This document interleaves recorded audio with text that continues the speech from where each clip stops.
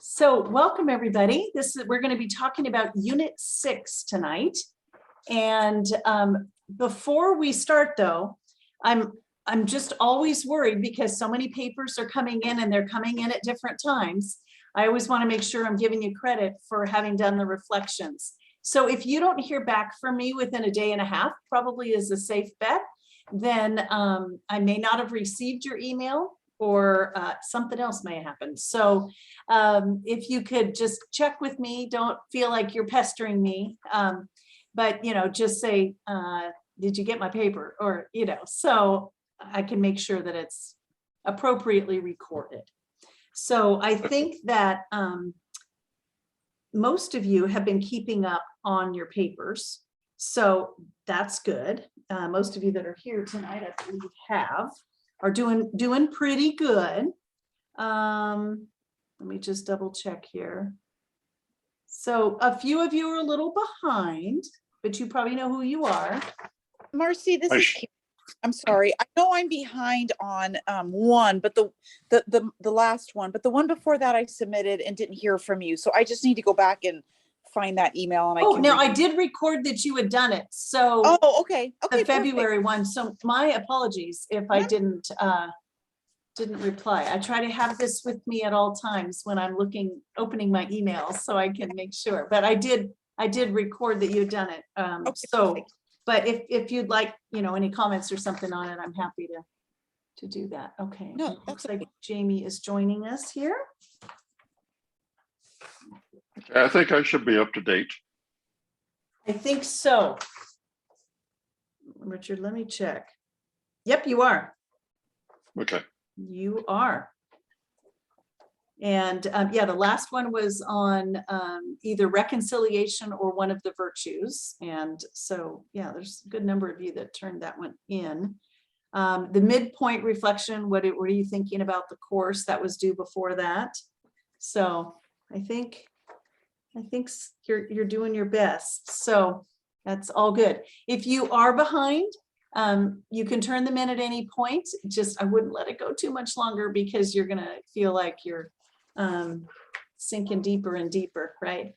So, all right, wonderful. It's good having you all tonight. So let me go ahead and share my screen and pull up the, let me pull it up first. Whoops. Okay. All right, let me get this all out of here. Sorry, I meant to have it ready for you on my screen. Let's see. Oops. Let me go ahead and share my screen and get.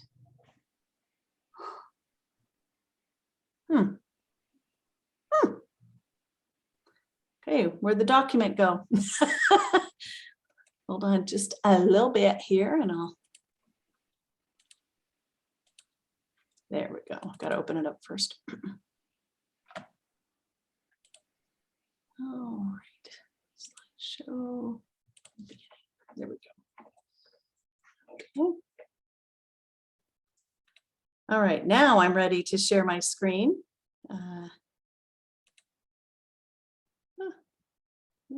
There we are. Uh-oh. Sorry, this is not working as easily as before. Return to meeting. There we go. Okay, now I can. All right, so I'm going to go ahead and share my screen with you so you can see the, well, that's not what you wanted to see. There we go. All right, better? So hopefully you can all see that screen, the title screen. Everybody good with that? All right, wonderful. So we are going to go ahead and start with prayer tonight. So let me, and then we'll do our brief check-in. We're going to take a look at, why does it say Unit 7? Unit 6 review. Let's make sure I'm on the same one here. Yep. And of course, I'll take your questions. We'll talk about the assignment. And then we do have a closing song as well. Sorry, that should have said Unit 6 review. Didn't want you to worry. Hang on a minute. This is All right. So our opening tonight is going to be a song. It's called We Are One Body. Sorry, it's very blurry right there, but hopefully it will play appropriately for me. Wouldn't that just be awful if it didn't? Oh, and it's not going to. I can't believe the trouble I'm having. That is crazy. Oh my goodness. That is nuts. Okay, let me make sure that I'm going to share the sound, optimize for video. Oh, there it is. Okay, here we go. So I just invite you to listen to the lyrics of this song because they speak to what our topic is tonight, which has to do with us really being the body of Christ. And of course, we're talking about morality and our responsibilities to one another. But I thought this song that I've always liked covers a lot of ground. So I just invite you to relax and enjoy.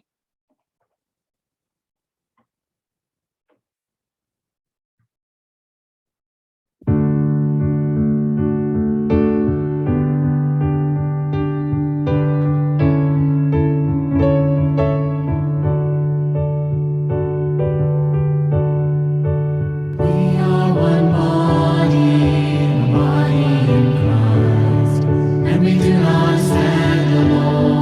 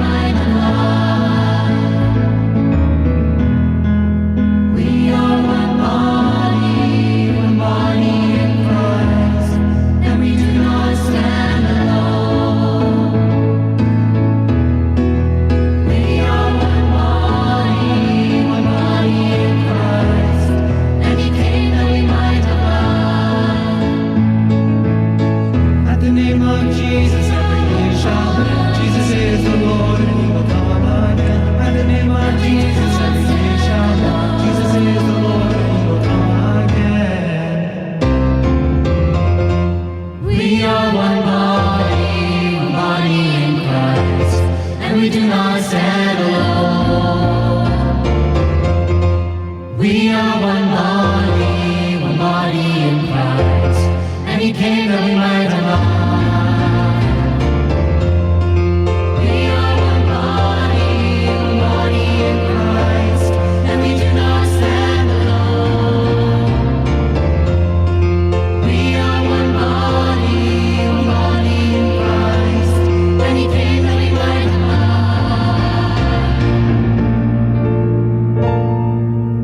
He came that we might have love.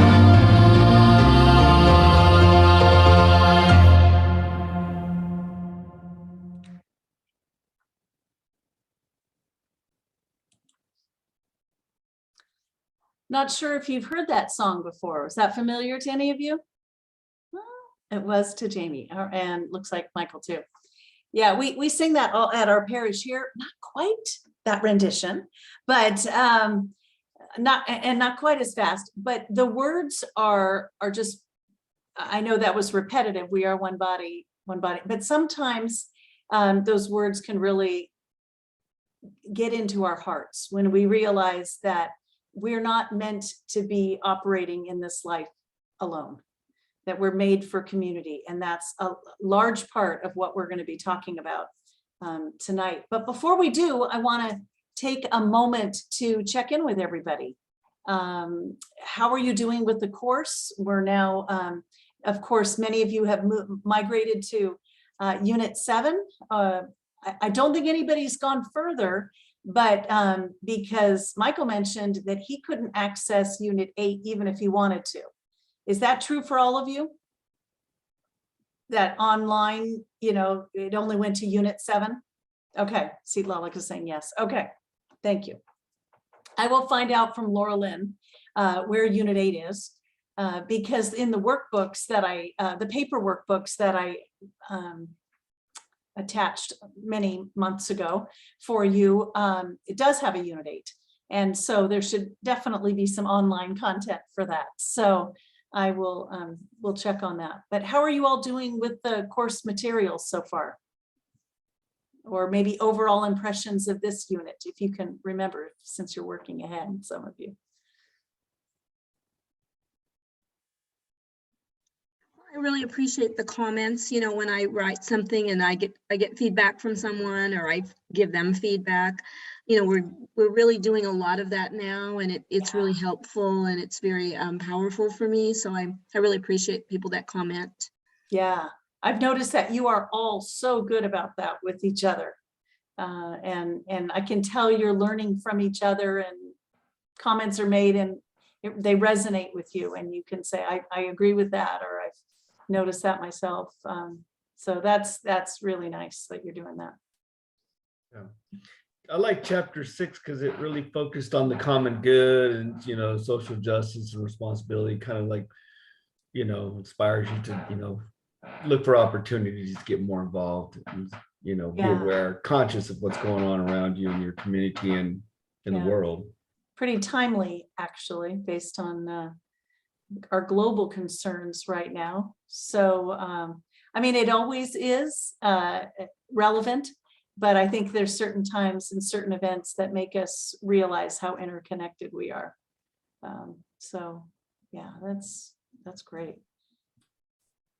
One thing that I'm encouraged by just being part of this group is that I'm starting to recognize faces and names of the people that I make comments to. I see the names on the group discussion. I say, gosh, I wonder who that is. Now I'm starting to be able to connect names and faces as we near the end of this. But there's very satisfying to be able to do that, because that sense of community even applies here. And I find it very, very fulfilling to experience that. That is really, really good. So you might see each other at ministry days when they bring that back, or other diocesan events. And I'll just tell you right now, I stink at remembering people's names, because I come across so many people for such short amounts of time that, so if you see me, just say, hey, remember I was in your class, and then I'll be embarrassed and say, of course I remember. But no, that's just a reality of being in ministry, I think, which is a great thing. I come across so many wonderful people. So, all right. Any other thoughts about the material? Everybody doing okay with it? It's trying to keep up, I know. It can be a lot. Life can get in the way. But yeah, I think your reflection papers are great. Yeah, Marilyn. I just think that it's so perfectly paced, actually. I think the lessons are really well designed. And as a teacher, I'm always looking at that and I just think it's so well done. I'm really impressed. And I also wanted to make a comment about Unit 6. I really liked Father Robert Barron's 10 Commandment description. It's like it was so concise and so easy to understand. And I just thought that was really good. I took a lot of notes when he was talking. So. Oh, good. Yeah. Yeah, that he does a great job at that kind of stuff. He really does. Yeah, he's good. Educated man, that's for sure. All right. Well, we will move to the next part here. Let's see. All right. Let me try to move to the next slide here, if it's going to let me. Gosh, don't let this be the case. Oh, for goodness sakes. All right. Oh my goodness, it does not want to. There we go. Phew. Whoops. Goodness. All right, so Unit 6 obviously is about how we are all called to build up a virtuous society. And as you all know, as you could tell, it was about Catholic social teaching, which we touched on just a little bit last time. And so I'm glad that it followed last time. I agree, Marilyn, it was very well organized in terms of, it gave you a little taste of it, and now we're going to get a little bit deeper into Catholic social teaching. So in the first week, you focused on how we're made in the image and likeness of God, and that every man and woman is created with an inherent dignity. That, I always say, is the key piece when people say, well, you know, what is social justice? I mean, what is that all about? And really the foundational piece is this Catholic belief, this Christian belief, that every single person is made in the image and likeness of God. And therefore, they must have dignity. They automatically have inherent dignity. And so it's a matter of us recognizing that, and then what's the response? So if I recognize that every single person is inherently made in the image of and likeness of God, God is in my midst when I encounter someone else, then I'm going to treat them a little bit differently than I might otherwise, right? So the minute we know that, it changes everything. So that to me is, you know, if like you're working with kids or whatever, and there's this idea of what is social justice, or if you're in a conversation with somebody and they say, why is the church so into that? If you can explain that piece alone, it dictates everything. So I can't be so willing to kill someone else. They're made in the image and likeness of God. It's going to affect how generous I am with any material goods that I have. They're just as deserving as I am, because they're made in the image and likeness of God. And what I do for someone else, I'm doing for God. So it just helps us understand. So a great quote to be used as the title for that week. So you did read in the United States Catholic Catechism about how we are moral beings. And I just put a couple of little bullet points there to kind of pull out what I felt like was the high points of that section.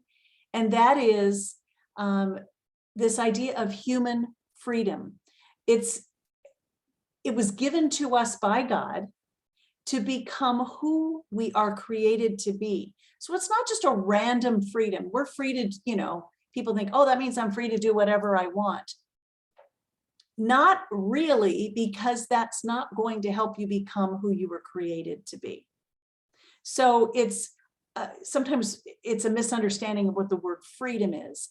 It's that, you know, God gives us, maybe use the word ability or the opportunity to become, to make choices that will help us become who we're actually created to be.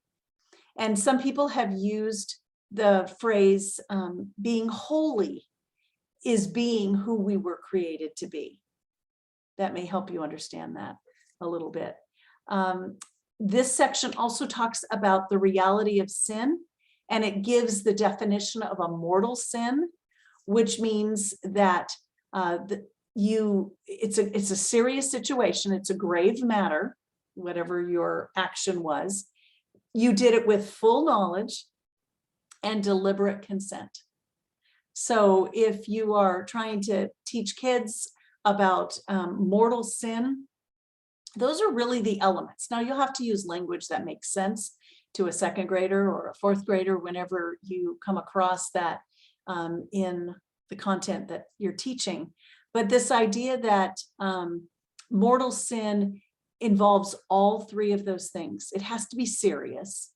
You have to have known deliberately, yes, this is wrong and I'm doing it anyway. And there's that deliberate consent. I'm going to do it. I know what I'm doing and I'm doing it willingly. So that was brought out in that section. And then the idea that we must always entrust the judgment of a person to the mercy and justice of God. And I really think that that's a super important piece because as individuals and sometimes as communities, we can be a little judgmental. And even though we might be coming from a perspective of, I know what the church teaches and you're out of line, we may know that, but that judgmental attitude comes across not so well. It's not a great way to evangelize, right? So we leave the judgment and the mercy to God. Now, that doesn't mean we never inform someone, especially if they're our child or in our care. We need to be able to say, this is morally right and this is morally wrong, of course. It's when we stretch a little beyond that, you know, to condemning people for the sins that we see. That's when it becomes a little bit dicey. I'm sure you've all been around judgmental people, right? You may have family members that are that way, or coworkers. And I have seen catechists who bring that attitude in. And kids, especially teens, pick up on that real quick. That they're laying out the rules, they're being judgmental. Have they done much self-reflection? Because once we begin to look at our own lives and our relationship to sin, then we begin to see maybe it's not such a great idea to be telling other people what to do. We got enough work on our own to do. There's a humility there, and it's more effective as a catechist to work from a place of humility. Any thoughts on that section or mortal sin, or maybe how it was presented to you when you were younger?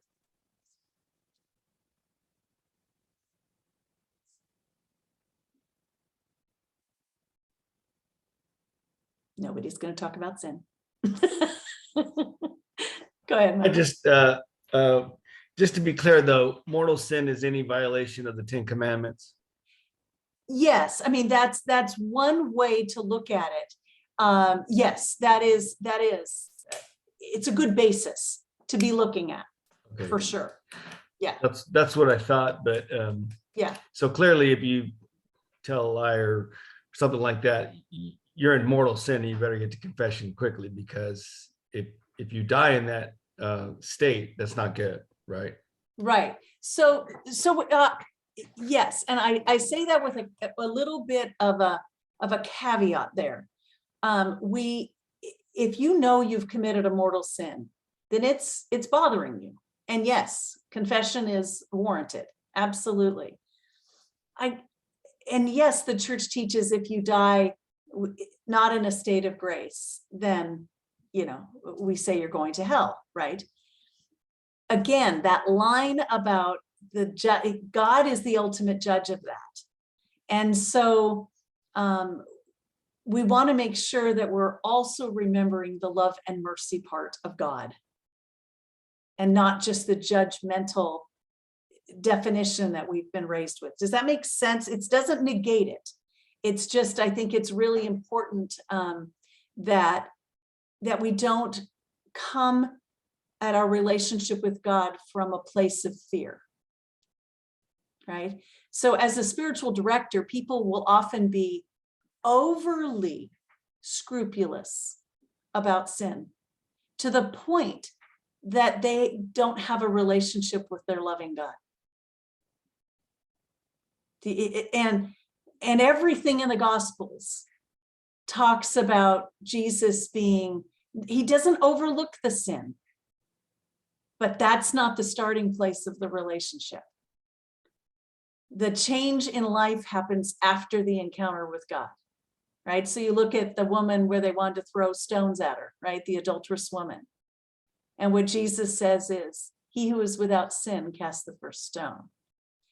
He's not saying it's not a sin, but in his relationship of forgiveness with her, she will transform her life. And so that's why I just say, yes, that is the teaching of the church. If we lead with that and don't talk about the loving mercy of God, which is an important part, it can be not as helpful in terms of catechesis. Does that make sense? Yeah, I just wanted to, like if I explain it to kids, right? Because, right, you may not have to murder somebody, but if you were mean to your siblings, say, and you punched them or you did something really bad, that's a murder sin. Just because you didn't kill him doesn't mean that you weren't mean and fully wanted to hit him, because whatever, your anger took over, whatever. And if you don't confess that better hope nothing happens to you. So I that's really delicate stuff when talking to, like, say, 7th, 8th grader stuff, right. So then, and I think I would talk to them about, was there a little voice in you that told you that wasn't the smartest thing to do? Do you know, I mean, that's God within them kind of saying, not a good choice. And to be able to show them, what I prefer to do with teens is, if you want to call it a mortal sin and they need to go to confession or else, you can. But I think what we want them to do is to see the benefit of recognizing the consequences of their actions. That God has given them a conscience, and to know that they can trust that, because any kid will tell you from little to older, it's not okay to just hit somebody. We had a lovely conversation in the United States about somebody deciding to slug somebody because they were offended, right? Fascinating conversation. Was it wrong or not? Or like right? Ryan, like, yeah, hey, your parents, catch you smoke, or you were smoking, or you had a cigarette, like, oh, that's not mine, I just found it, but really you're smoking. I want them to understand, like, that that's a lie, that's a violation of the commandment. And that's because they think, like, I'm not going to heck, I'm not going to hell for that. I mean, that's ridiculous. But so so it's that little, like, they don't believe that's serious, like, I didn't murder, or I didn't lie about and they're right. They are right. So I think I would be careful to not equate murder with lying. Because, and by the way, priests, deacons, and even I had a whole semester of morality and classes. And let me tell you, it is complex. We want to make it super simple. You do this, it's a mortal sin, you're going to hell. But there is so much. like, think about it, right? Are you going to say that murdering someone is the same as lying? They're both mortal sins in your definition. Something about you probably goes, okay, one is way worse. Right? So we want to be careful not to oversimplify by having a definition. Okay. Yeah. My whole point was Instead, I that, would be working on developing their own moral compass yeah, just that's to aligned with the gospel. put something in their mind that it is pretty serious. It's more serious than It's more serious than they might what think. you're thinking about. Like, Yeah. oh, And what I usually do with kids is I'll say, what would happen if everybody did that? Would that be the kind of society you'd want to live in? Do you know the consequences of that? What if you made a habit of missing mass? Okay, what might the effects be? So it's not just you did this, it's in this category, therefore you're going to hell. That's why I'm saying it's comfortable to be able to categorize that way, but it may not be really helpful, because what you want people to do is to be able to have a sense within themselves of their own sinfulness. And to know that, of course, also coupled with that is this incredible love and mercy we have from God that will meet us right there and is forgiven us before we've even thought to ask for it, is right there with us. So yeah, it's a fascinating topic, really. Morality is. So I hope we'll keep going with this. All right. Here we go. All right. So then there was the section from the Catechism itself on freedom and responsibility. And again, that freedom is given to us by God. We do have the ability and the freedom to choose good or evil. And it's funny because people say, well, now why would God do that? Why would God choose to give us this freedom? Now, I'm not going to speak for God, but part of me believes that it's way more fun to create a person than a robot, right? The ability of a human to respond to the gift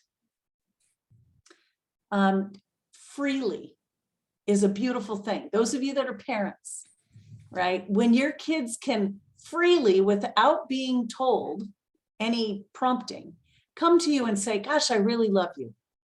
That is a beautiful thing. They don't have to do that, but it's a beautiful thing when they do respond. So I think that that's just a more expansive, beautiful creation than something that you program to tell you every day at 10 o'clock that it loves you, right? So this idea of freedom can be, is a beautiful thing that God has endowed in every human being. There was some supplemental reading you could have done on the whole idea of freedom in the economy of salvation. Like, what does it mean? I just have to look at it real quick here. Refresh my own memory here. The fact that we are limited in our freedom, though we are human beings.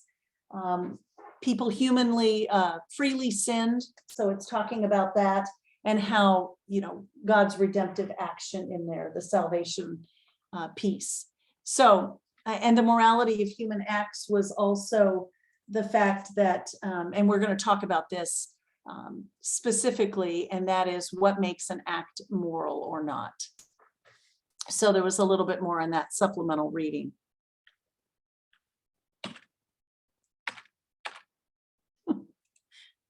There we go. So in your reading, you probably understood that there are 3 elements of a moral act. When we think about, is something moral or not? We have to first look at the act itself, what we actually are doing, okay? Then we look at the subjective goal or intention. What did the person intend to do? What was their goal in the action. And then we have to look at the actual concrete situation or circumstances. So we're going to take a look at all three of those pieces tonight. And the definition in the catechism is that if all three elements are there, and they are all good. So what we do is good, our intention is good, and the situation itself and the circumstances are good. It's an appropriate, it's a good moral action. So let's take a look. There's a little video I found here that I think she does a great job. She's a high school teacher, and she does a really nice job of giving a summary of a lot of really what you learned about the moral life. So there we go.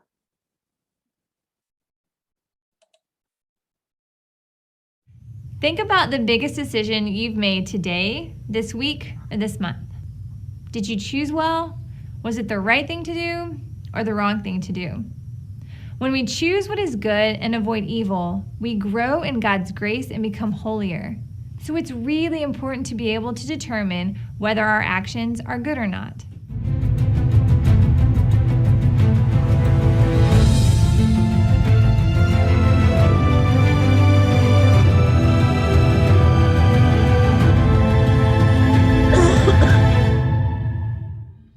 Let's say you just got a new electronic device.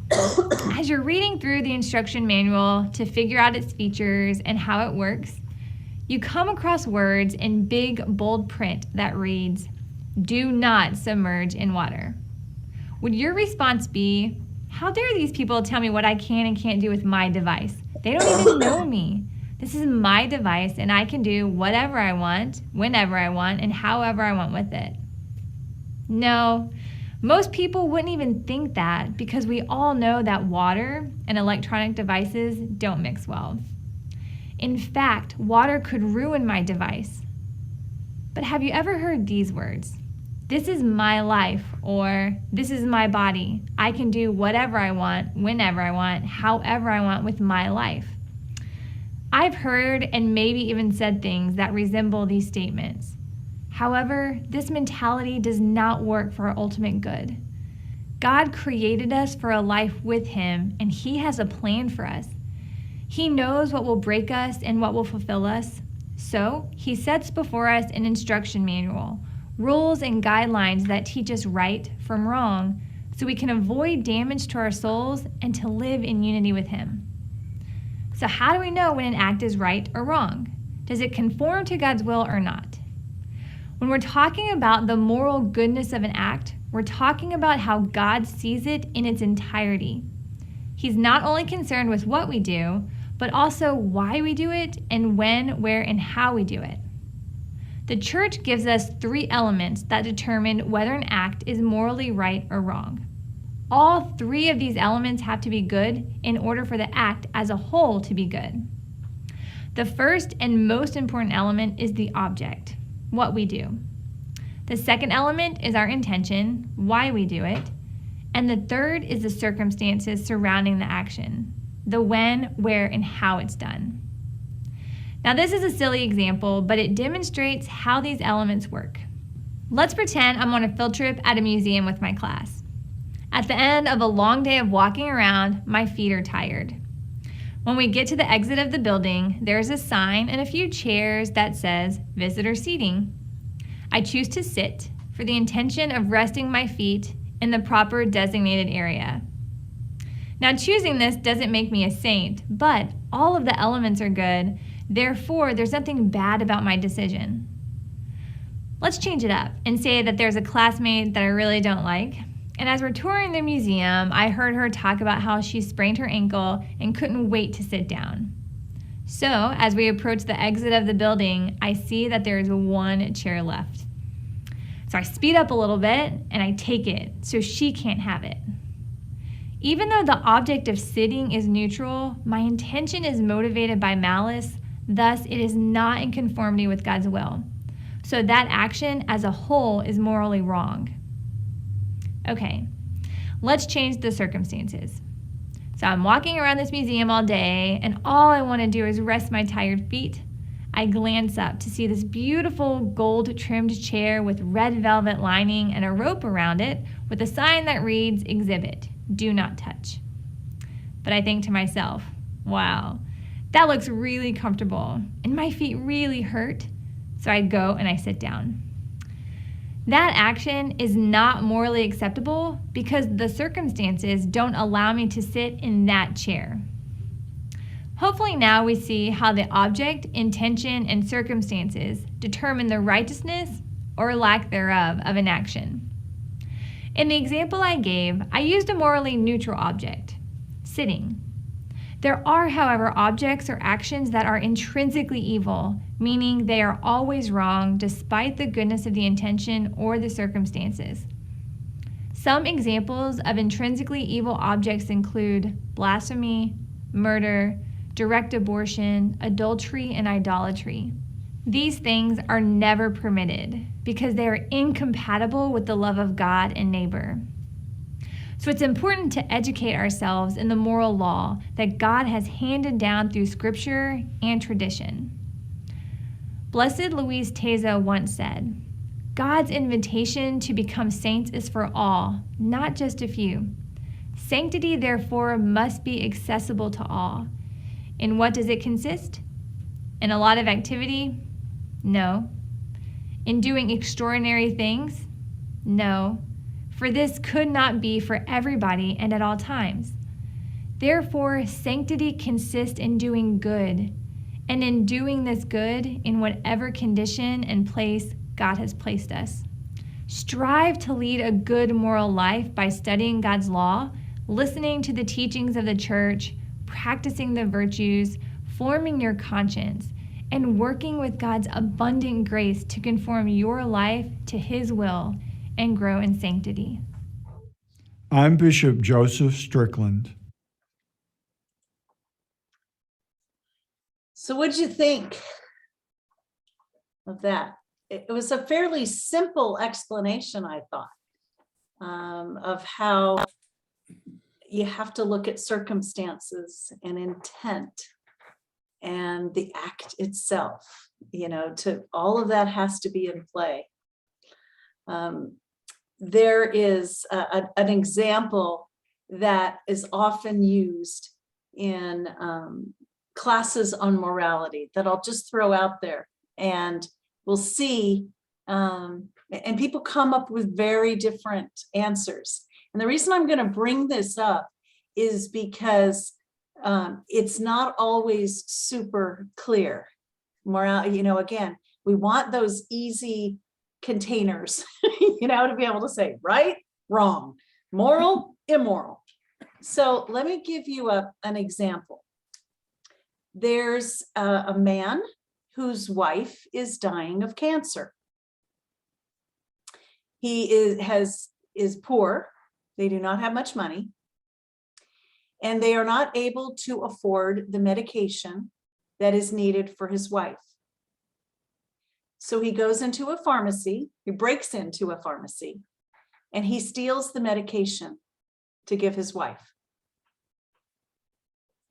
Is this a morally acceptable act? Why or why not?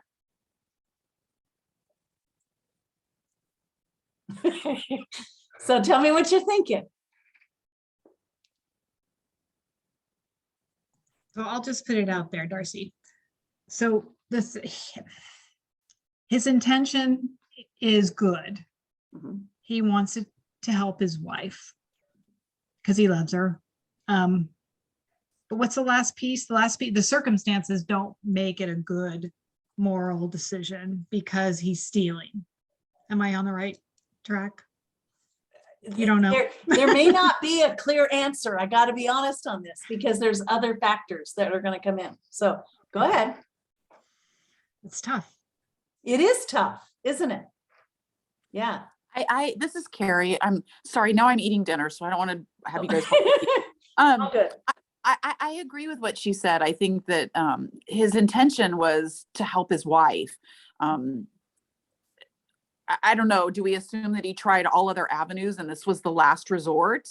Or was this, he didn't try anything else? And and did that. But to just look at it in an overall sense, I agree. I think, he was trying to do what was right. It was not okay what he did, but I would want to believe that God understood why he did what he did.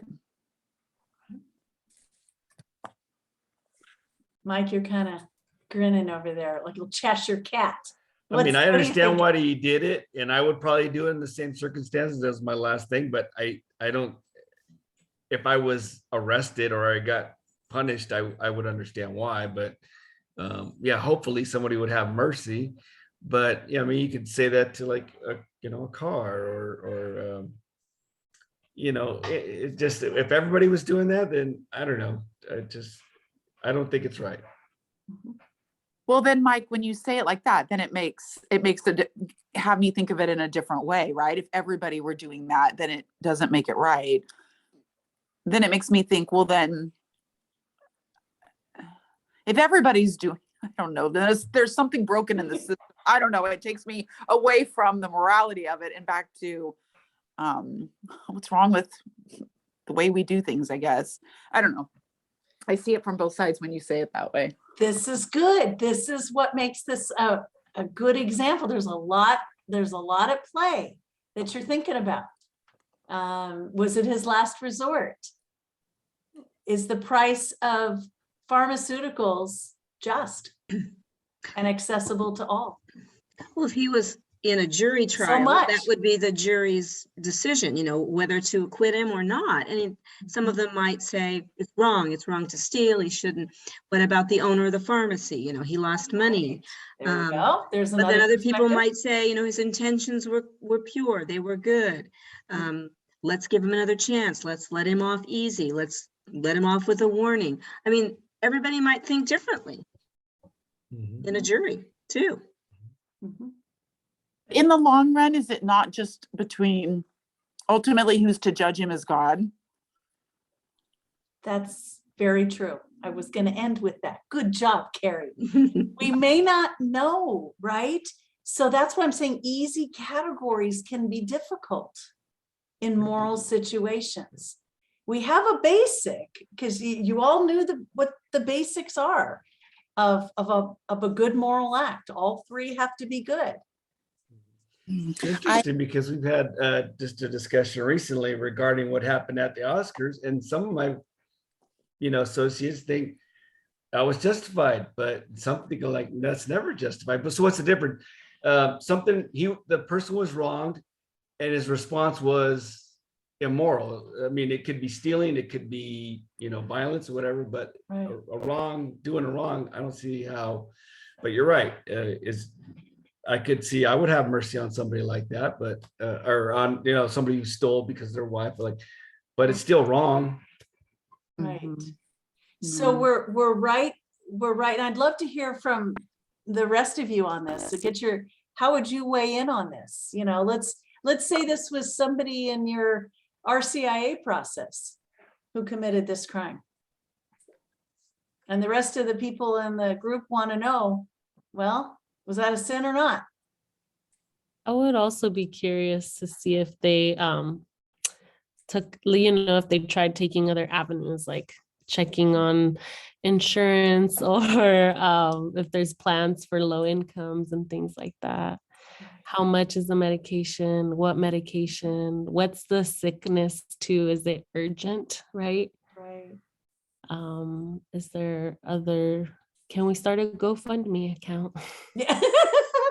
Were there other options? Yeah. No, because that's we hope that there's that freedom. Yeah, like if someone came to me and said, help me steal this, I would say, let's help raise the funds first. And so, yeah, like, did they try those other avenues? Yeah. So there's what we're starting to discover, and when I was in one workshop on morality, there's this whole idea of culpability, right? Which is, is he morally culpable? Or like a young child who has not been formed in morality, does not, and they do a horrific act. Some of you may have heard in the news just last night and the night before, that in my area, close to me in Loomis, there was a horrible crime where a young adult killed his parents. And she is a member of our parish, the mother was. And we knew the boy, he had been in youth ministry at one point, and also faith formation as a child, always a troubled young man. Clearly mental illness is at play here. Yeah. And so when that is the case, there is a different sense of moral culpability, right? That in fact, even in our court systems, we say, is this person competent? Were they fully aware of the gravity of what they were doing? Or was mental illness so much of, took away their freedom to choose, right? Because we always say a mortal sin is if you knew fully it was wrong, so it's a very, this is in the real world, we have to look at God's mercy and justice as the ultimate say, because some of these things are way too complicated for us to figure out. And that example that I gave you was intended to be a little bit, something you kind of wrestle with. And let me tell you, I remember that situation being given to me in my 20s, that moral dilemma. And I might answer it differently now than I would have in my 20s. Darcy, I was, my students at church are receiving confirmation actually tomorrow night. And we had been going through and talking about saints. And I felt like for them, some of the more common saints that we're familiar with seemed so, I guess, so out of touch for them, and also seemed to have such a perfect life, right? It seemed like they always did everything right. And so the confirmation conference that was put on this year by the diocese, or I don't know if it was put on, I think it was put on by the diocese, I don't know. Anyway, there was a book that was discussed called Pray for Us, or mentioned, and it's 75 saints who sinned, suffered, and struggled on their way to holiness. And I thought, I'm going to grab this book. That's good. I need to make some connection. And I've been, I only have 6 students in the English program who are receiving confirmation, but I've seen the struggle in them. And I've had some of them say to me, that they're questioning their faith. And so for all this time, I've just tried to say to them, just keep God in your heart, keep God in your heart, and don't let go of that. And everything else is going to come to goodness. Just keep God in your heart. But when I got this book, I tried to go through and find saints who maybe they could relate to. And there were some really good ones in here. And one of them that I recall was a man who was always drinking, constantly drinking. And he'd go to mass and he would be drunk. And the priest kept kicking him out and telling him not to come back. And the man kept going back to mass, never stopped drinking, but kept going back to mass. He's a saint now. He didn't live a perfect life. He didn't do what this priest asked him to do. He never stopped drinking, but he had a strong faith. And he's a saint. And there were some other really good ones in here about, I can't remember. I haven't read the whole entire book. I was just trying to go through and pick out some that were just for them that I thought that they could relate to. Oh, a man who was paying prostitutes. He would go and be with a prostitute every day. He was going and he was with a prostitute. He died and everybody had judgment against him, right? You don't do that. That's not okay. And they judged him. And when they died, and all these women came out to speak on his behalf, never once did that man have sex with those women. He would meet with them and give them the money to help support them. And he's a saint. And so when you talk about that case that just happened up in Rockland in your area, and my first thought was there had to be some level of mental illness. There just has to be, like, you just don't do that. And it takes me back to when my nephew committed suicide. And this was, gosh, my daughter's, so at least 15 years ago, maybe 16 years ago. So suicide wasn't talked about like it is now. Mental health wasn't talked about like it was now. And I remember the family just being like, and everybody's Catholic, we don't know what to do. Like, can we have a Catholic mass? Can we have a Catholic funeral? Is the church going to be okay with that? He killed himself. He went against a commandment. And I remember we reached out to our priest because we didn't know. And our priest was very gracious and very kind. And I don't remember his exact words, but basically saying he didn't know what he was doing. There was something in his mind that didn't allow him to think right from wrong. And I'm not saying that's the case with everybody, right? And that's where I think I get the mentality of, then I think that that's between that person and God. I don't know. I didn't mean to take us off on a tangent, but No, that's good. And I will point out to you that the Catholic Church at one point did not allow funerals for people who had committed suicide or died of suicide. That has changed. Mhm. And I have a brother that took his life. I'm adopted. This was a birth brother, so I wasn't raised with him, but did know him for a good 7 years. And I'll never forget, a Catholic walked up to me and said, "You must feel really bad that he's in hell." I kid you not. my gosh, Dorothy. And I thought, wrong use of our religion, and you are not informed. Fortunately, I knew the teaching of the church around this issue. And I was able to not be completely, because if I had not, that would have been an incredibly hurtful thing. Sure. Again, this was somebody who was just trying to, I don't know. I was going to say comfort me, but I'm not even sure how that would ever be perceived as a comfort to anybody. Oh my Lord. Carrie. Oh, no, I was just, I was just saying, no, that's terrible. I'm sorry that happened. Oh, to you. it's unbelievable what people will do. But the point is that has changed. And it's for that exact reason that you said, is this idea of moral culpability. Yeah. When somebody is suffering deeply from any kind of psychological disorder or mental illness, Mhm. there is a different level of moral culpability than you and I, who in our right minds would know perfectly well that that's not okay to do. Right.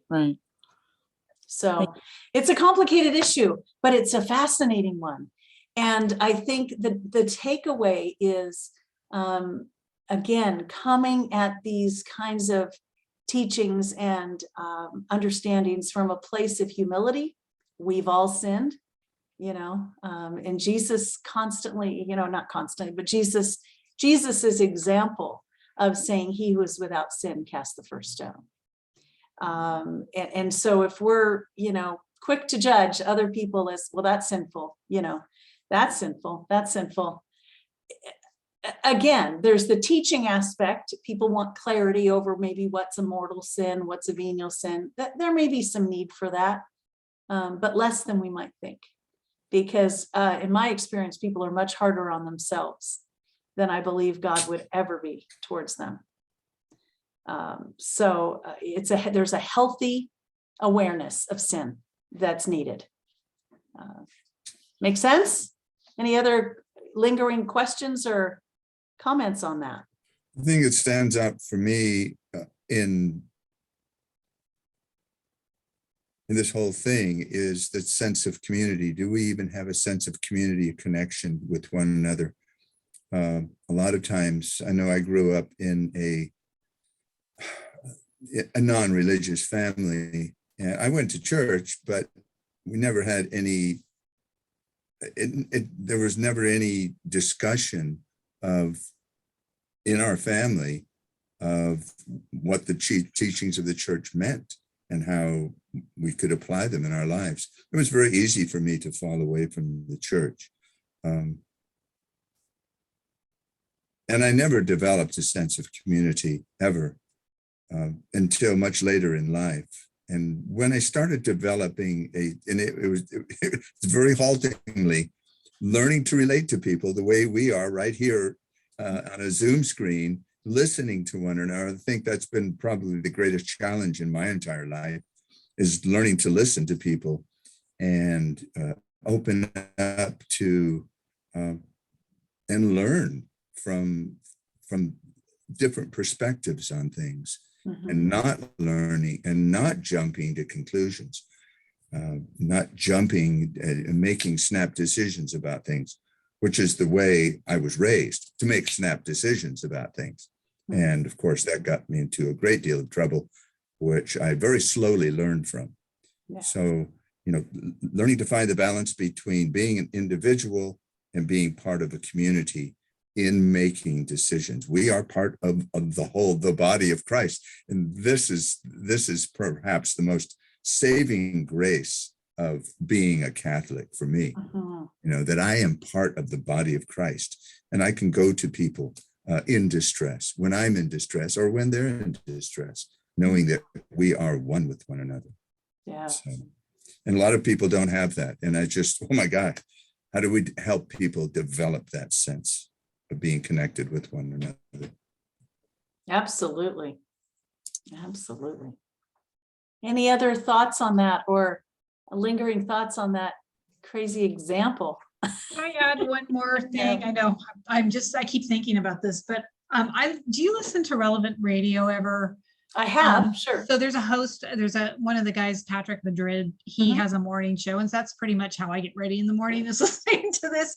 But he always had, I hope I can quote it correctly, but he always says, if you're using evil for good, it's still evil. So is stealing considered evil? So right, because people call in all the time, this woman saved her life by having an abortion, that kind of conversation. And I keep thinking, well, what is stealing considered evil? And is evil ever okay for good? right. And he's very black and white. So He is. I would say that definitely he falls in that category. Yeah. And again, for clarity purposes, right? He doesn't want to leave people with too much gray.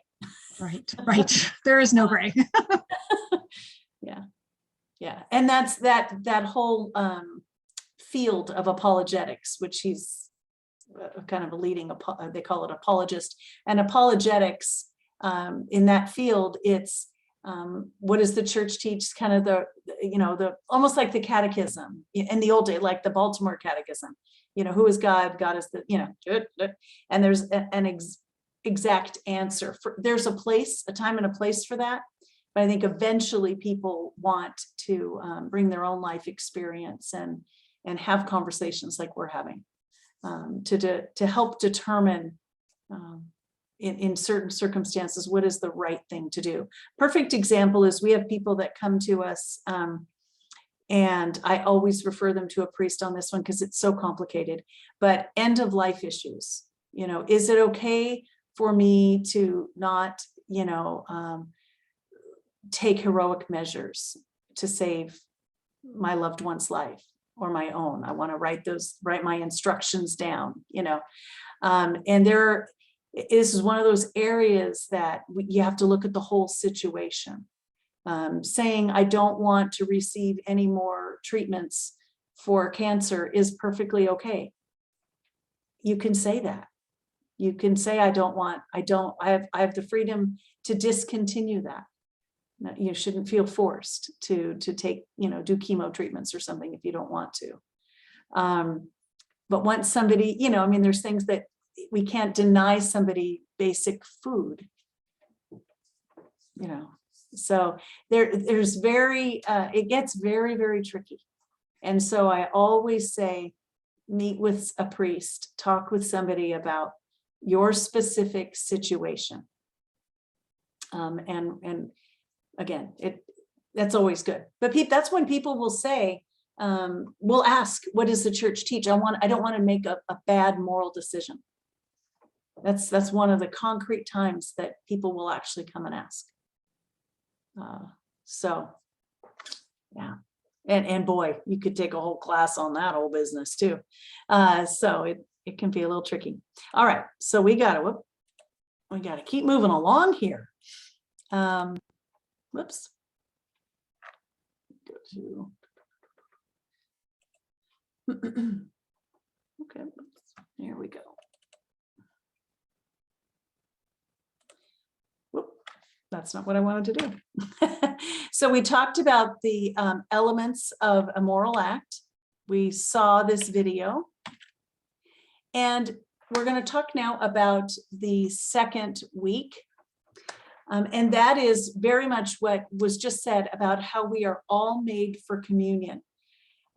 This idea that we are one body, we're the mystical body of Christ, and we are not meant to exist alone. And there have been theologians that have reminded us of that. Karl Rahner was known to really talk about this, a premier theologian for Vatican II, about how interconnected we are and our responsibility toward one another. So in the United States Catechism section that you read on family and society, there was this notion that we all have to work together to defend the good of each human being.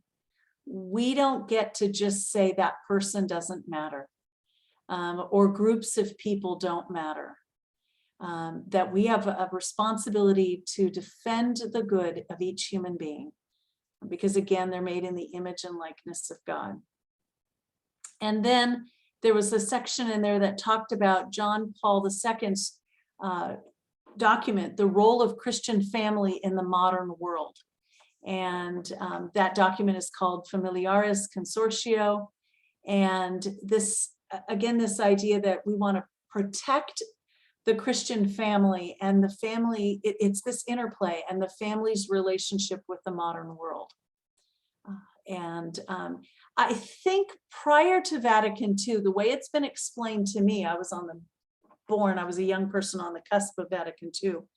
The way it was explained to me is there was a sense before the late 60s, early 70s of Vatican II, that it was sort of us against the world. That the idea was, and I think it was largely influenced by a certain interpretation of scripture, that we are not of the world, that there was sort of this insular feeling that we just need to make sure our souls are taken care of because our job is to go to heaven.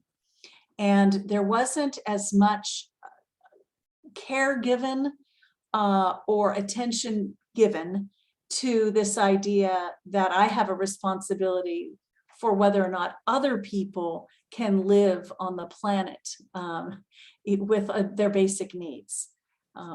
So Vatican II really opened the door to this idea of our interrelatedness to one another. And also this section of the Catechism, the Catechism, the Adult Catechism, talked about roles within the family. And so that piece of it too, that, complementary roles within the family.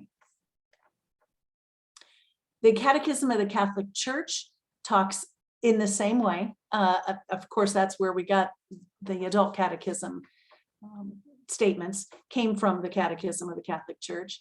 And that is this idea of loving God and loving neighbor, that those are not inseparable. You can't, if you're going to say you love God, you really have to love your neighbor. That's not an option. And it does have to do with how we're going to be acting in society. And then we have the document that came out of Vatican II, Gaudium et Spes, which means peace and joy. And in that section, it's basically echoing, not verbatim, but real close, what you read in the Catechism of the Catholic Church, and this idea of the interrelationship between individuals and society. So there was a whole lot there on that. So let me go back just a minute and see what any thoughts you had on that section of our relationship as individuals to the world and to the concerns of our neighbor.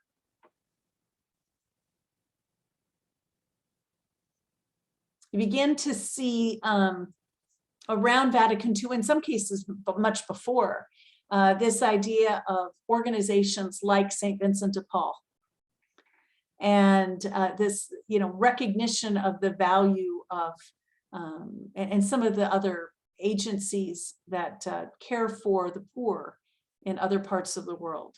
You begin to see those develop a little bit more. And of course, in the 60s and 70s, even just in secular society, we have things like the civil rights movement. We have things like labor, Cesar Chavez, who was very much empowered by his faith to want fairness for immigrants and farm workers.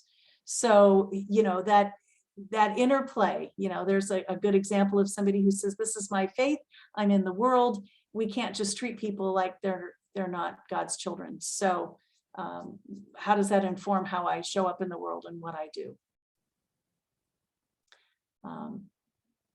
And I think I mentioned before, I know some people have their, you know, the hairs on the back of their neck go up when they hear a term like social justice, right? But it is such an ancient idea in the church. It is being used maybe differently now, but also in very much the same way now. The same end result is looking at how are we treating other people. And we're going to take a look at that in just a moment, the definition of social justice. But any thoughts on that? Any experience of beginning to recognize a response, maybe on the part of your parish or in your own life, of this need to a responsibility to others? Do you see a difference in your parish life over the years in that arena at all?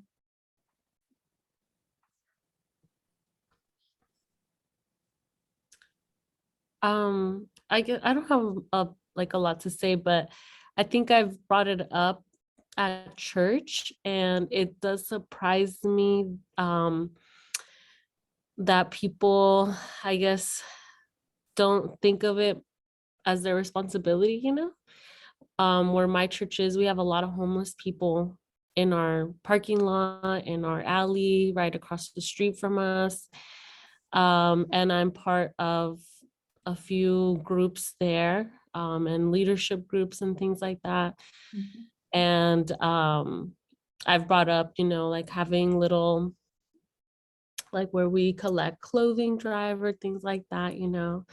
And I think for some people, like the answer is just like, we'll just pray for them. Right. And I think that's a good start. But yeah.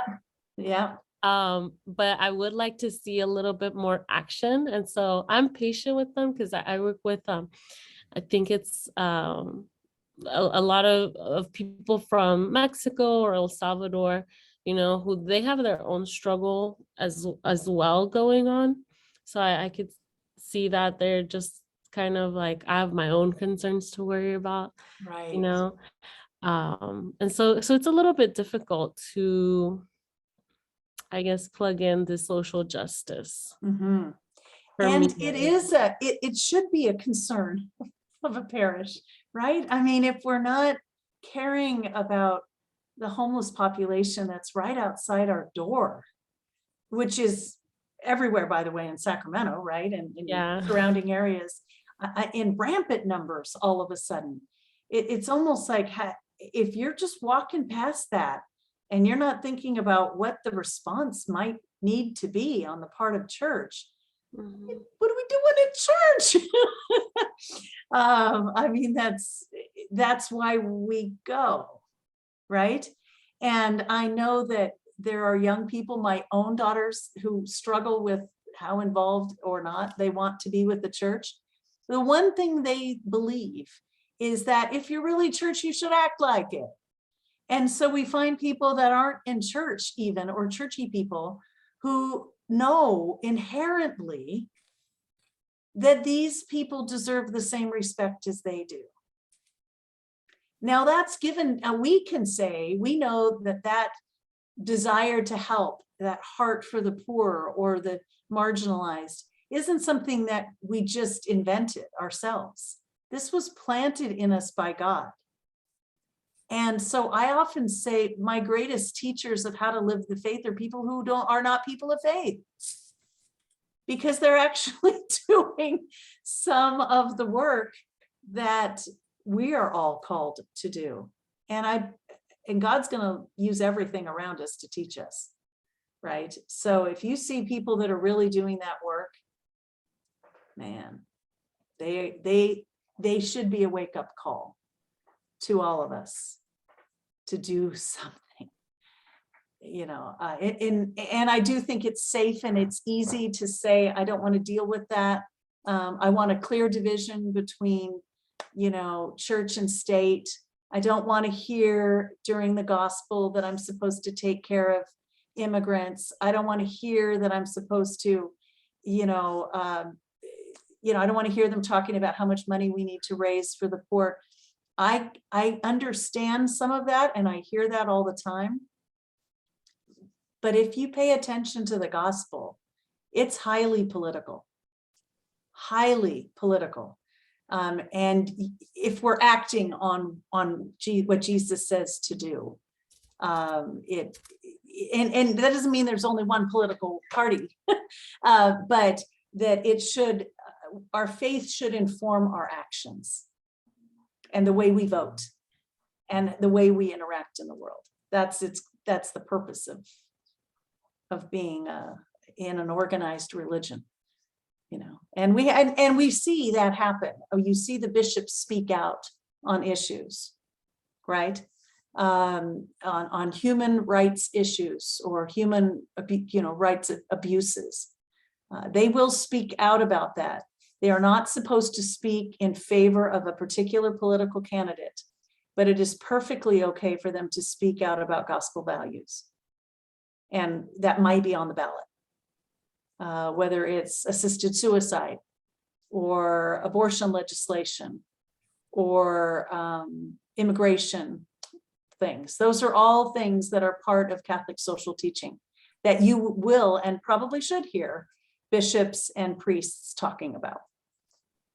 So, that fine line, is there about what's appropriate, but yeah. And again, with Vatican II, you saw a lot more bishops speaking out on things, involved in many more protests, walking the lines with protesters, because it was a gospel value. So, yeah. Any thoughts on that? And people do what they're able to do. I think they have to make a conscious decision what they're able to do. And, for example, at my parish, we had a very active St. Vincent de Paul Society conference, and we were feeding the homeless every single weekend and also giving out food to whomever needed food.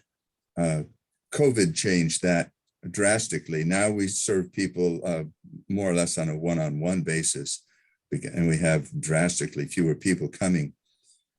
Nevertheless, our involvement can be as great or as little as we choose to make it. Some of us with St. Vincent right now are there 4 or 5 days a week, working to serve the poor people that come to us. Other people have no involvement whatsoever. I don't judge those people. They do pray, and they're and that's important too. Yeah. Absolutely. I mean, the social justice divorced from religion, to me, is meaningless in the big picture. There has to be a connection with our righteousness and the righteousness of God in ultimately, because we're serving God. We're not serving ourselves or just serving society. Right. So I have a very open-minded idea about how people can best serve. And there's so many different ways to be of service in the church. Yeah, that absolutely. To serve a greater good. Yeah. Yeah. Yeah. And I think it's a beautiful moment to evangelize. If, let's say you have somebody that's not related to the Catholic Church that wants to volunteer at St. Vincent de Paul, wants to help, serve those meals, pack up those things, whatever it might be. It's a perfect example of they're doing good. They may have a completely different reason why they're doing it. I don't think they're doing it for themselves. I really, truly don't. I think, again, they're responding to an unnamed desire that God placed in their heart to help other people. We named that. We know what that is, but not everybody can recognize that. They have their own lives. But we can work hand in hand for the good of society. You know, I certainly wouldn't say, well, I'm sorry because you're, you know, nobody would, right? I mean, oh, because you're not, you know, Catholic, I really don't think you have any right to feed the poor. I think no, we'd be crazy to do that because we know that they're doing the work that needs to be done. But it can be so much more meaningful and pure, I guess, in regard to intentions when we know it's coming from our faith. But again, it's a great way to evangelize. You know, the reason we do this, and I know people have been evangelized by that, been brought to the church, especially the Catholic Church, because of our incredible work that we do in the world. Absolutely, hands down, biggest organization is the Catholic Church doing good in the world, whether it's Catholic Relief Services, education. We have been at the forefront, you know, religious orders, on the streets with the poor. I mean, you know, absolutely beautiful work done by Catholics for centuries. And I think we've led the way with that, and it has brought people to the church, the recipients as well as the people they're working alongside. So let us see here. There we go. All right. So let's take a look at, this does not want to advance. There we go. Oh, you know what? Let's take a little bit of a break. Oh my goodness. Oh, I'm so sorry. Let's take I think we're going to be okay to take a 10-minute break. So let's go ahead and do that. I apologize, till 8:05. Okay. Meant to do that a little bit earlier. So apologize.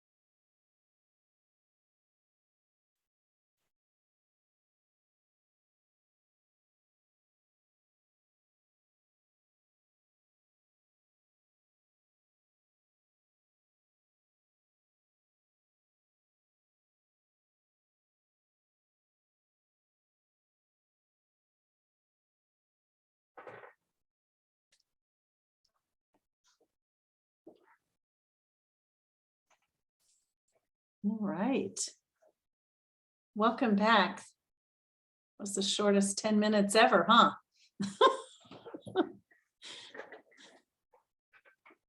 Okay. Anything still percolating out there about this topic that you thought about more during the break and said, oh, I gotta say this. Gotta set her straight. No, I'm just kidding. Any thoughts?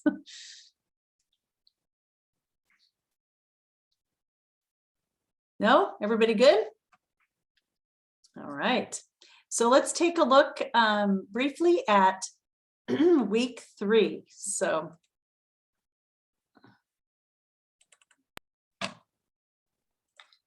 on week 3, you learned that every person has a right and responsibility to the common good. Now, we've talked about that a lot already because it's intertwined with morality, certainly, and this idea of social justice, right?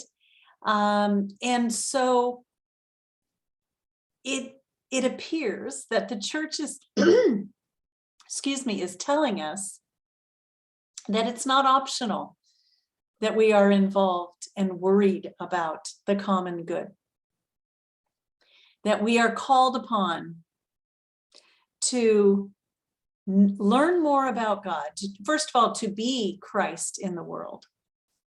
But in the United States, the US Catholic Catechism, excuse me, you heard about the fact that human beings on their own can begin to understand something about what God wants us to do, that we are given the ability to know something about God. We're never going to know everything about God, but that as human beings, we can individually and also collectively have a sense of what's right.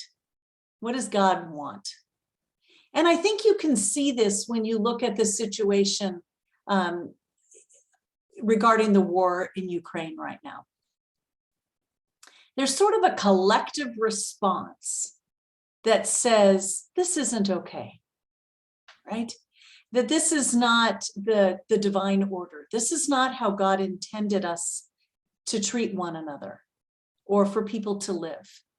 I think when people see scores of people dying of hunger, we know in our hearts that this isn't quite right. This isn't how God intended life to be. And so, that's always interesting when I see scores of people coming up with the same sense of what is inherently good and what is inherently needed in a society. This is really leading us to this idea of the common good. That's a phrase you're going to hear a lot in the field of social justice, that we're working for the common good.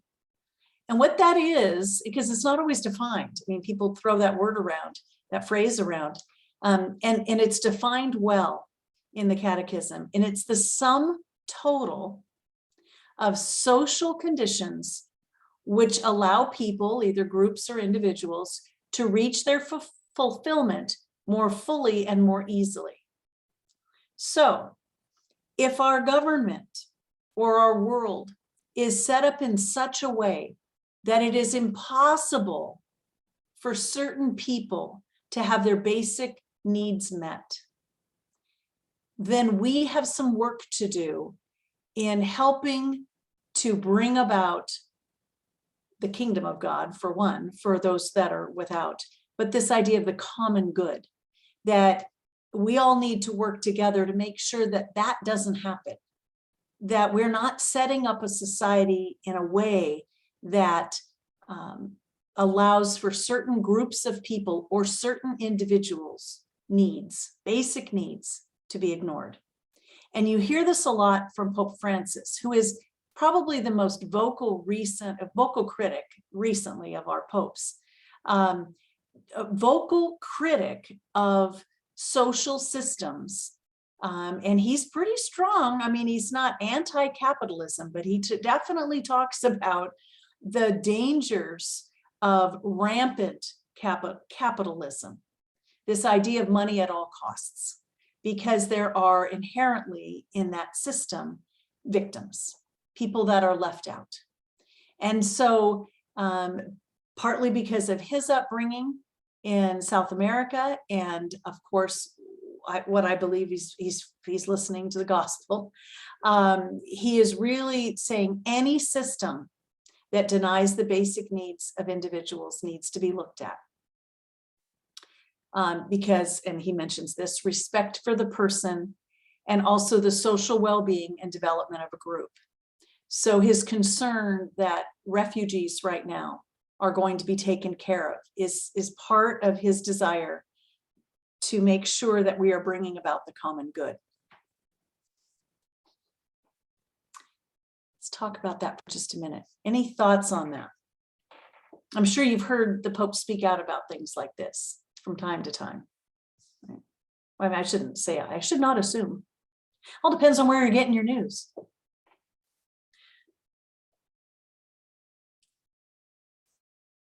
Yeah, pretty sharp criticism about institutions that, including our own, that ignore the rights and basic needs of people. Yeah, because that's the danger of any large group, right? You can forget the individual. And he wants to make sure we don't do that. So, you know, again, that's a very important part of our faith. Again, this takes us out of this idea that the reason I'm going to church is for my own personal salvation, which a whole lot of people have that in their mind. Our priests often have to remind people that there is a time and a place for personal devotion, like rosaries and lighting a candle. But when we are worshiping as a community, we need to worship as a community.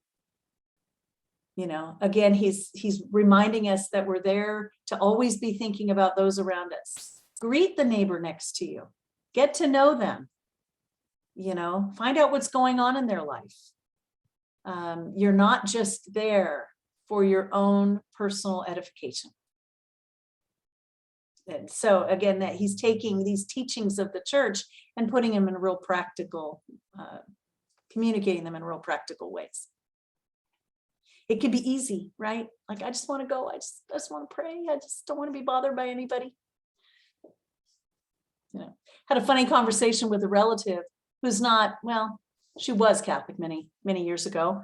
But she just says, you know, I just don't like people, you know, and she made some comment about, oh, and these do-gooders. And I thought, oh, gosh, you know, not how we're intended to be as a people of God. Like, you know, if you don't want people, if you don't want community, you're going to lose out. You're going to miss out. And for a Christian, what you miss out on is an encounter with the living God in the other people around you. We had Father Tom Bonacci do a series for our parish. In fact, he did one session this afternoon, and he talked about Dorothy Day and people like her that, you know, would just, didn't matter who you were, she was going to care about you, you know, the poor. Just a beautiful example. And, you know, he just said, we don't have that option, essentially. We don't have an option to just ignore the people around us, and how she saw Christ in every single person. And that's what started her missionary work, was she actually saw the face of Christ in a beggar on the streets. And that's so beautiful, really. And it's certainly in keeping with what you're learning about this month. All right, let's take a look here. There's some supplemental reading you might have done on week 3 about authority. And so you could read that and think about government structures, that they're not just automatically going to be moral, that they're made up of individuals. And so we always have to make sure that our government laws are looking after the good of all and not just benefiting some. And so again, that's a gospel mandate. That's not a political stance or anything.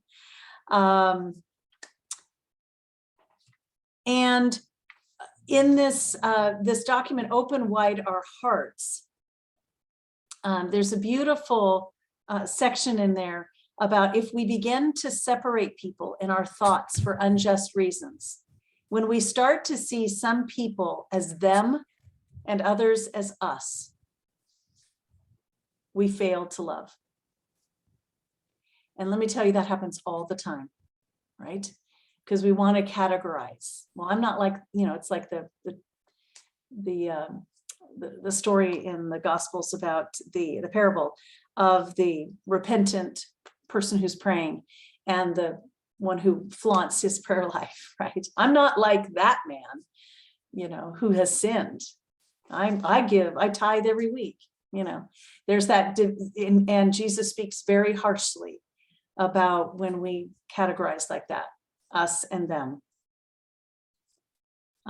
There's a beautiful quote that I've heard that there is no us or them, there is only us, which I love. All right. So the last week of study was about the fact that all men and women have a right and responsibility to the common good. So this is taking it that step further, that we not only have a responsibility to make sure that we're doing what we can to maybe level the playing field of marginalized people, that we don't have groups of people that we ignore, but that they themselves have a right to advocate for themselves for their basic needs to be met. So, this is where some people get a little nervous with the term social justice, but when people begin to organize themselves to speak out for what they feel is their due, as Catholics, we should look at that and go, yep, they're doing exactly what they need to do. And we need to respond to that, because what the Catechism tells us is that social justice is providing the conditions to allow associations or individuals to obtain what is their due.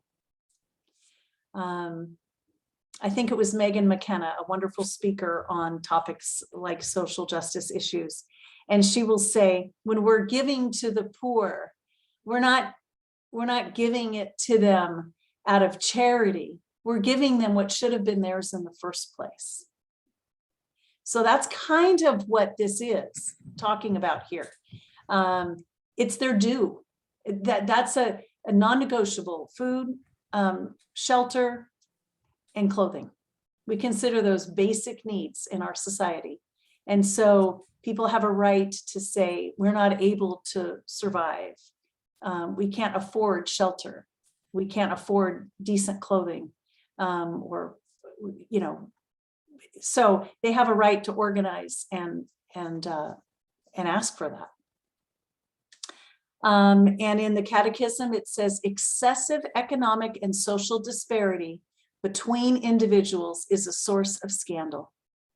It should shake us to the core when we see the extreme difference between, for example, the pay of a CEO and the lowest paid person on their payroll. It should shake us when we realize just how much disparity there is there. And you had the option to read Human Solidarity, a section in the Catechism about human solidarity. And I loved this quote from the Pope that I found. Solidarity, said the Pope, is the road to take towards a post-pandemic world. He stressed that people should be united in diversity and in solidarity. We don't have to all be the same. We just have to be able to respect each other, but work together. He said that followers of the gospel should think in terms of community and the priority of life over all the appropriation of goods by a few.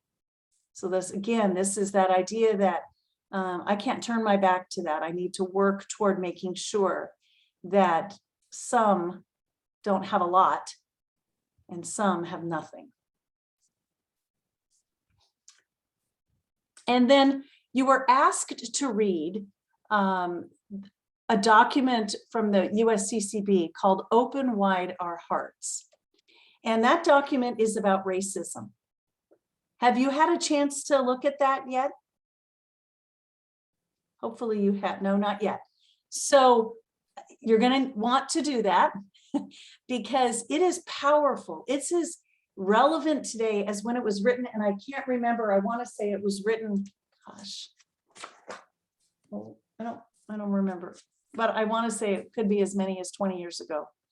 And it's as relevant today as it was then, if not more so. Especially with the rise of hate crimes and things like that. It's a very relevant topic. And so you're asked to read that, and that's going to be one option for you in terms of an assignment, is to reflect on that document. So you'll want to read it and see what it stirs in you. There's been a lot of really good and needed discussion about racism in the church and racism in the individuals of the church.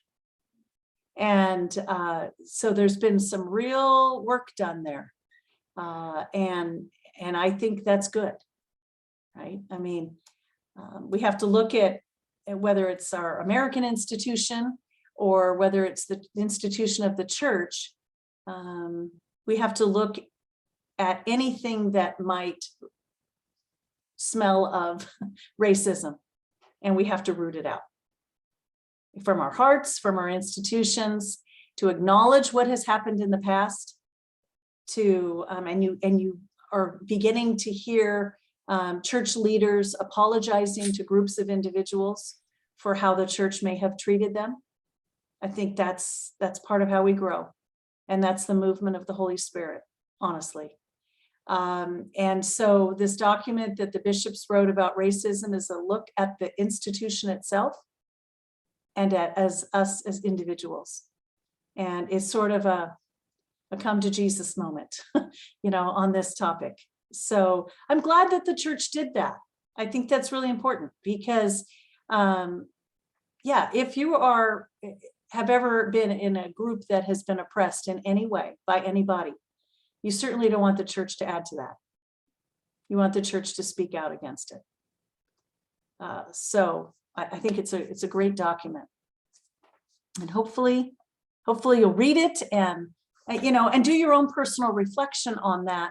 I'm certainly not gonna judge you for any thoughts you may have had in the past, or because we're all complex human beings, and we have a lot of influences in our lives, but it's a good thing to look at. It's an absolutely critical thing. Okay, so let me look at here. Oops. So here's your assignment. You've been asked to reflect on Open Wide Our Hearts. That is that document in today's society, or I'm giving you the option, I added this one, to choose any other social justice issue that has special meaning for you. So, what tugs at your heart? And, how did you, so if you choose the second one, if you choose the social justice issue, I don't, again, not looking for an academic paper here, but, why is this issue important to you? And what do you think the tie-in is maybe to what you believe God is calling you to do in regard to this social justice issue? It could be poverty. It could be homelessness. It could be any other social justice issue, because I don't want to put ideas in your head. Anyone that is meaningful for you is fine to reflect on. Or you can specifically look at racism and this document and reflect on your feelings about it and maybe any areas of growth for yourself, or where you think this might be important or how this might be important in your parish work. Okay, again, we want this to be about you, and how this material is working on you and is changing you. And so it is due on April 15th. We used to say tax day, but now tax day is April 18th. So if you want it to be due April 18th, that's fine. But again, email them to me if you will. Okay. So we have just a couple of minutes here. Darcy, is that article in the Unit 6? It Open wide it has a link to it. It is all the United States Conference of Catholic Bishop documents are online. Okay, So I believe it included a link to it. okay. I'll go back and look. It's kind of a long title, or I let you know what it is, but the link is Okay. issues-and-action, Okay. /human, it's just this really Okay. long link. But you probably could also just Google USCCB Open Wide Our Hearts, and my guess is you'd probably be led to the document. It's not that long, I didn't think. And it's, to me, very readable. I used to think church documents were not readable, and what someone told me is because they used to not be. But what's happened over time, including the documents from Pope Francis, is that they are meant to be read by the faithful, whereas some of the other documents may have been meant to inform bishops or theologians on, what kind of materials to put together and then have those promulgated. So yeah, the documents are easier to read. Thank you, Jamie. That's great. That's the one. Perfect. So hopefully you'll read that document, even if that's not the one you choose to reflect on. I just think it's going to broaden your understanding of how the church looks at a topic such as racism. Okay.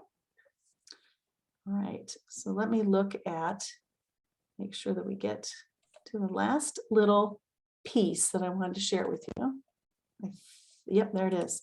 This is just a closing song that I happen to like myself. And when we're talking about racism, and this document talks about kind of opening our hearts. And this song is from a friend of mine, John Angotti, who talked about opening wide the doors of our heart, which is very much the same thing. So it's just a couple of minutes, I think. I don't think it's a very long song. 3 minutes.